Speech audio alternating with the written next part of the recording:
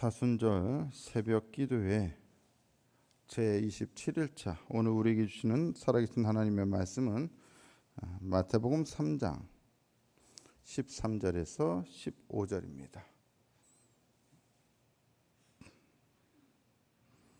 마태복음 3장 13절에서 15절 같이 읽겠습니다.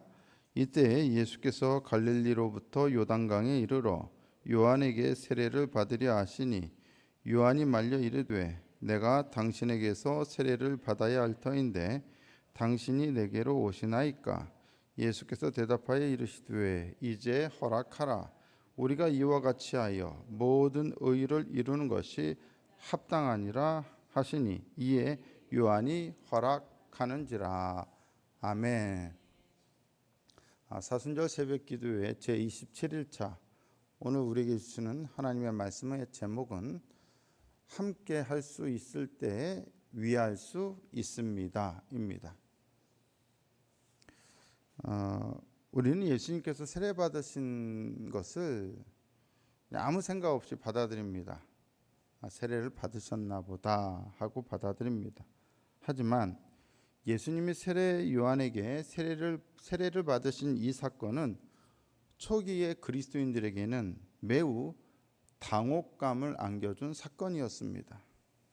왜 그런가 하면 세례를 준 사람은 세례 요한이고 세례를 받은 사람이 예수님이에요. 우리 상식으로는 누가 세례를 주고 누가 세례를 받아야 할 것 같으세요? 예수님이 베풀고 세례 요한이 받아야 할 것 같잖아요. 그게 거꾸로 되어 있어요. 그래서 어떤 전승들이 생겼고 가설이 생겼냐면 예수님이 원래는 먼저 사역을 시작했던 세례 요한의 제자로 들어가서 배우다가 독립해서 예수님이 사역을 시작하게 된 것이다 라고 하는 가설이 생기게 된 겁니다. 세례 요한에게 세례를 받은 것 때문에. 그래서 초기 그리스도인들에게는 이게 좀 당혹스러운 사건이었던 것이죠. 이 사건이 실제로 있었던 일이 아니었다면 어떤 복음서 저자들도 이 이야기를 말하지 않았을 것입니다. 그만큼 이것은 초기 그리스도인들에게는 조금 당혹스러운 사건이었다는 것입니다. 보다 더 중요한 문제는 바로 세례 요한이 베푼 세례의 성격 때문에 나옵니다. 세례 요한은 왜 세례를 베풀었습니까? 그 목적은 무엇이었습니까? 마가복음 1장 4절에 보니까 이렇게 말씀하죠. 세례 요한이 광야에 이르러 죄 사함을 받게 하는 회개의 세례를 전파하니.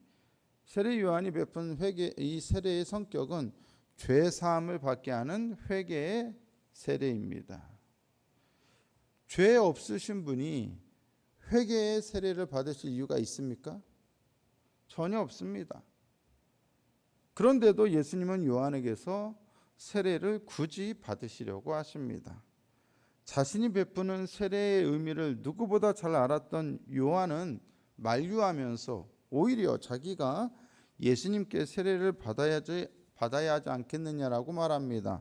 그런데도 예수님은 당신이 세례를 받는 것이 모든 의를 이루는 것이라고 말씀하시면서 세례를 받으십니다. 마태복음 3장 15절에 예수께서 대답하여 이르시되 이제 허락하라. 이와 같이 하여 내가 너에게 세례를 받아서 모든 의를 이루는 것이 합당하니라 하시니 이에 요한이 허락하는지라. 죄의 회개를 위한 것이 아니었다면 예수님은 왜 스스로 세례받기를 자청하셨을까요? 이것은 이후 기독교 신학에는 가시 같은 문제가 되었습니다. 죄도 없으신 분이 죄인들이 받는 세례를 받았으니 이해하기가 납득하기가 어려운 거죠. 죄가 전혀 없으신 분이 마치 죄 있는 사람처럼 행동하셨습니다. 도대체 왜 그러셨을까요? 오늘은 그것에 대해서 같이 말씀을 나눠보고자 합니다.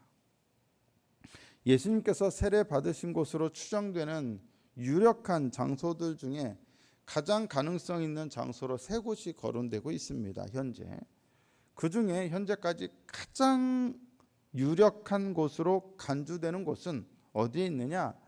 요르단에 있는, 현재 요르단에 있는 예수님 세례터입니다. 그곳은 사해의 약간 북쪽에 위치한 요단강 한 지류에 있습니다. 그곳은 사해와 요단강이 만나는 지점 가까이에 있습니다. 사해가 있는 곳은 해발고도 마이너스 400m입니다. 지구상에서 가장 낮은 곳입니다. 사해가. 그리고 요단강은 해발고도가 마이너스 200m입니다. 사해와 요단강이 만나는 지점이라고 한다면 마이너스 200m에서 마이너스 400m 사이 어디쯤일 것입니다. 그곳은 지구상에서 가장 낮은 지대 중에 하나입니다. 그렇다면 예수님께서 세례를 받기 위해 그곳으로 가셨다라는 것은 이 세상에서 가장 낮은 장소로 내려갔다라는 것을 의미하겠지요. 그것은 예수님께서 세상에서 인간이 처할 수 있는 가장 낮은 장소인 십자가로 내려가신 것과 유사한 의미를 갖습니다. 예수님은 스스로 어디로 가셨어요? 가장 낮은 곳으로 가셨습니다. 마치 죄인이 아니시면서도 죄인들이 가는 곳으로 가셨습니다. 그리고 그곳에서 세례를 받으셨습니다.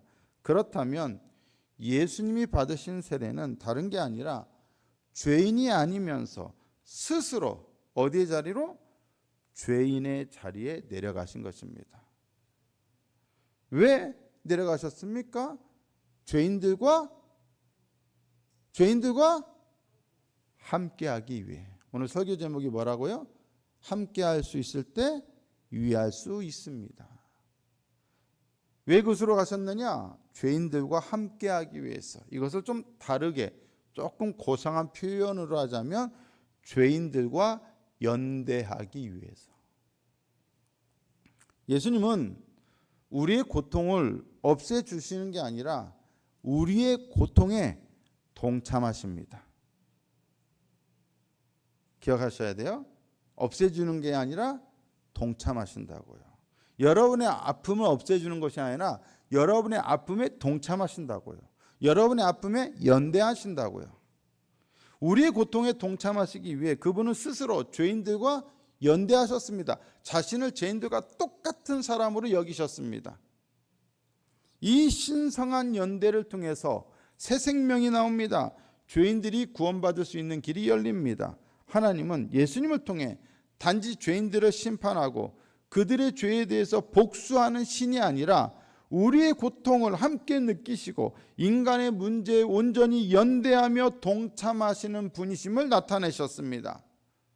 우리에게 들려오는 기쁜 소식이란 하나님이 우리의 고난에 참여하신다는 것입니다. 세례는 바로 그것을 위한 죄인들과의 연대를 이루기 위한 것이었습니다. 예수님께서 말씀하신 모든 의를 이룬다는 것은 바로 이것을 의미합니다. 죄인들과의 연대를 위해 예수님은 세례를 받으셨습니다. 예수님은 십자가를 통해 자신의 권리를 빼앗긴 불행한 사람 중 한 사람이 되심으로써 정의를 강탈당한 자 중 한 사람으로 죽으심으로써 그러한 모든 사람들과 완전한 연대를 이루셨습니다. 그분은 십자가를 통해 죄로 인해 고통당하는 모든 인간과 연대하셨습니다. 세례는 바로 그 연대를 상징합니다. 그들과의 연대는 그들의 고통을 자신의 것으로 삼으시고 그들의 죄악을 자신의 것으로 삼으심으로써 그들을 건지시고 구원하시기 위함이었습니다.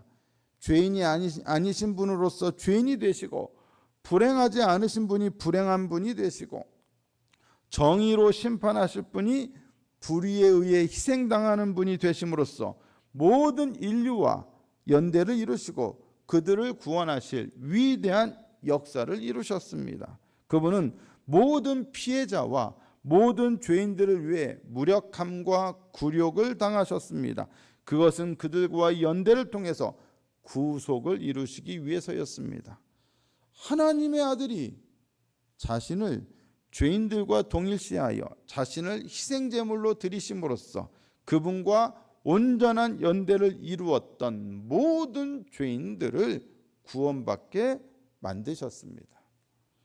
그리스도는 세례를 통해 죄와 죽음 가운데 있는 죄인들과 완전한 연대를 이루셨습니다. 십자가는 죄인들과의 연대의 완성, 성취였습니다. 그리스도께서 저주와 멸절의 극한의 한계에 이르기까지 우리 죄인들과 연대를 맺으신 것입니다. 히브리서 2장 17절에서 18절은 이렇게 말씀합니다. 그러므로 그가 범사에 형제들과 같이 되심이 마땅하도다.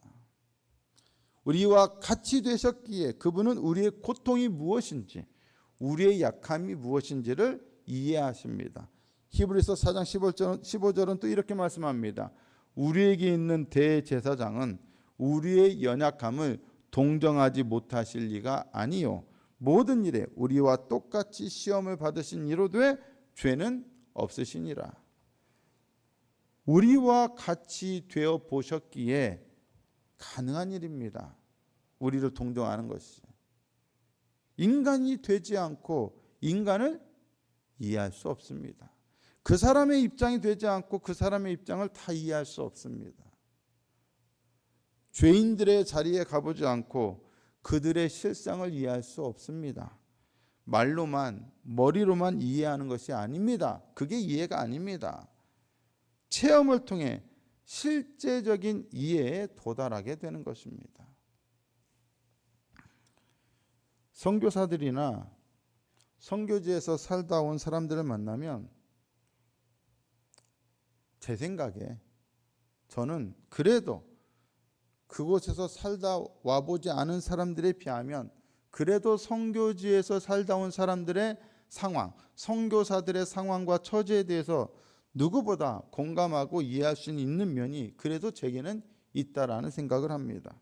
저 역시 선교지에서 선교사로서는 아니지만 선교지에서 살아본 경험이 있기 때문입니다. 때문에 그들이 선교지에서 어떤 어려움을 겪고 어떤 문제가 있을 것이며 어떤 도움이 필요할지에 대해서 다른 누구보다 이해의 폭이 넓을 수밖에 없습니다. 선교지 상황을 알아요. 성도들은 잘 몰라요. 돈만 후원하면 모든 게 다 될 줄 알지만 결코 그렇지 않아요. 선교지에서 살면 물론 모든 선교지마다의 특성은 다 다릅니다만 그러나 대동소이합니다. 그래서 선교지에서 오시는 분들을 저는 그냥 돌려보낼 수가 없습니다. 저도 선교지에서 살다가 한국에 가끔 올 때마다 선교지에 산다는 것 때문에 환영받고 환대받고 섬김받을 때 얼마나 감격했는지 모릅니다. 예전에 중동 선교에서 중동 선교사 대회를 했는데 그때 중동에 있는 한인교회 몇 개 교회를 말씀 강사로 초빙을 했어요. 제가 그래서 새벽 설교를 말씀을 전하는 강사가 되어서 초청받았는데 감사하게도 초청받아서 온 가족이 갔어요. 가가지고 그 선교대회를 같이 참석하는데 한 번은 어떤 춘천에 있는 어떤 교회에서 선교대회를 하는데 그곳에 이제 모든 사람들이 차를 타고 다 갔는데 저 멀리 주차장에서부터 건물 들어가는 입구까지 온 성도들이 쭉 서가지고 그 많은 선교사들이 일일이 다 환영하면서 찬양하면서 박수 쳐주면서 환영하는데 제가 어떤 느낌이었냐면 내가 담임 목회하는 저기 요르단에 있는 그 교회에서보다도 더 많은 섬김을 받고 있다는 느낌을 받았어요. 너무 그게 감동스럽더라고요. 저 개인적으로는 내가 뭐라고 이렇게 우리를 환영해 주는가, 이해를 해주는가, 환대를 해주는가, 얼마나 극진하게 섬겼는지 몰라요. 제가 그 경험해보고 이 작은 것 하나가 엄청난 감동이고 위로가 되는구나, 선교사들에게는. 그래서 저는 선교사들이 오면 그냥 못 보내요. 빈손으로 정말 못 보내겠어요. 밥이라도 한 끼 대접하고 교통비라도 들여서 보내야 마음이 편해요. 그리고 그들이 어떤 문제와 어떤 아픔과 어떤 처지에 있을지 저는 이해가 돼요. 그래서 그런지 선교사들이 저를 만나면 얘기를 잘해요. 왜? 이해가 되니까. 척 보면 알아요. 어라고 말하면 아라고 다 알아들어요. 어떤 성도님들과 목회적으로 상담하다 보면 마치 그게 내 경험처럼 느껴질 때가 있어요. 어떤 경우냐면 꼭 그 성도님의 가정의 상황이 제가 자랄 때 우리의 가정의 상황과 비슷할 때 저는 어떤 상황일지를 누구보다 잘 이해가 돼요. 너무 잘 아니까. 그럴 때는 서로 어때요? 더 공감이 돼요. 서로 간에 대화가 되고 이해가 되고 이신점심이죠. 그래서 더 그분의 아픈 곳을, 가려운 곳을 헤아려주고 긁어줄 수가 있어요. 이렇게 뭔가를 같이 경험했을 때, 공감이 될 때 우리는 이해받는다는 느낌, 그 이해받는다는 느낌만으로도 어떻습니까? 상당한 치유가 돼요. 회복이 돼요. 이러한 것들은 머리로만 이해하는 것과는 차원이 다릅니다. 실제 경험해 본 사람으로서만 이해할 수 있는 것들이 분명히 있습니다. 예수님은 바로 그러한 차원에서 우리를 이해하시고 아시고 공감하십니다. 바로 스스로 우리의 자리에 오심으로써 우리와 연대하심으로써 우리의 고통에 참여하셨기 때문입니다. 세례는 바로 그러한 참여의 자리로, 연대의 자리로 하나님의 아들이 내려오신 사건입니다. 아무리 하나님이 인간을 만드셨지만 인간을 이해하는 데 있어서 절대로 할 수 없는 것이 있습니다. 무엇일까요? 바로 죄입니다. 죄. 하나님은 죄를 지어보신 적이 없어요. 하나님은 절대로 죄를 경험하실 수 없으세요. 죄인의 고통을 느껴보실 수 없으세요. 그런데 예수님이 죄인의 자리에 서심으로써 죄를 간접적으로 경험하십니다. 죄인들의 아픔과 고통을 십자가에서 직접적으로 경험하십니다. 죄는 없으시지만 죄인들이 겪는 유혹과 시험을 경험하심으로써 우리를 더욱 이해하시게 됩니다. 그리고 그 죄에서 해방하실 수 있는 능력과 은혜를 우리에게 베풀어 주시는 것입니다. 조선 말기와 일제강점기 시절 우리 땅에 들어왔던 선교사들은 이 땅에 와서 머리에 갓을 쓰고 한복을 입고 조선의 음식을 먹으며 이름까지도 조선식으로 바꾸고 그들에게 정말로 힘들었을 것 같은데 양반다리로 앉으면서 이 땅의 사람들과 똑같이 생활했습니다. 이 땅의 민초들과 똑같은 모습으로 살아가면서 복음을 전했습니다. 저는 그게 참 애쓴다 이런 생각은 했지만 그게 그렇게 대단한 건지를 생각을 못했어요. 물론 그렇게 했기 때문에 기독교는, 우리 한국 기독교는 유례없는 부흥을 경험했습니다. 그런데 제가 요즘 시대에 1900년대 초도 아니고 1800년대 말이나 1900년대 초도 아니고 2025년 이후에 제가 요르단에 가서 느낀 것은 한국 선교사들이 요르단 사람들과 똑같이 된다는 게 얼마나 어려운 일인지를 옆에서 지켜보면서 알게 되었어요. 그들과 똑같은 음식을 먹고 똑같은 옷을 입고 똑같이 문화적으로 그들과 똑같이 생활하고 똑같은 집에서 산다고 하면 너무 힘든 거예요. 정말로 힘든 거예요. 제가 그걸 경험하면서 그 옛날에 이 조선 땅, 어둠과 흑암의 땅에 와서 이 조선 사람들과 똑같이 살았던 그 선교사들이 얼마나 위대하고 훌륭한 사람인지를 뼈저리게 제가 체험했어요. 눈물이 날 정도로 감사하더라고요. 그것을 경험해보고 나니까 그들과 똑같이 되는 게 너무도 어렵구나. 너무도 어렵구나. 제가 알던 어떤 선교사 가정이 있는데 이 선교사 가정이 한국 사람이지만 미국에서 파송을 받았어요. 애들은 그래서 다 미국 시민권자입니다. 근데 이 사람들이 미국에서 파송받아서 그런지 한국 사람들과 엮이는 걸 싫어해요. 한국 국적이지만 부모는 한국 국적이죠. 한국 사람들과 어울리지 않고 늘 미국 사람들만 어울려요. 그리고 집안에서도 한국말 안 쓰고 영어로만 대화를 한대요. 그래서 사람들이 뭐 그런가 보다 했는데 한 번은 그 집에 초청받아서 갔는데 그 집이 다 미국화되어 있는 줄 알았어요. 근데 절대로 다른 건 다 바꿨는데 바꾸지 못하는 게 하나 있더라고요. 뭘까요? 음식이에요. 애들과 엄마 아빠가 다 한국 음식을 해 먹어요. 엄마 아빠가 다 미국주로 바꿨는데 음식만은 못 바꾸는 거예요. 여러분, 선교지에서 가장 힘든 것 중에 하나가 음식이에요.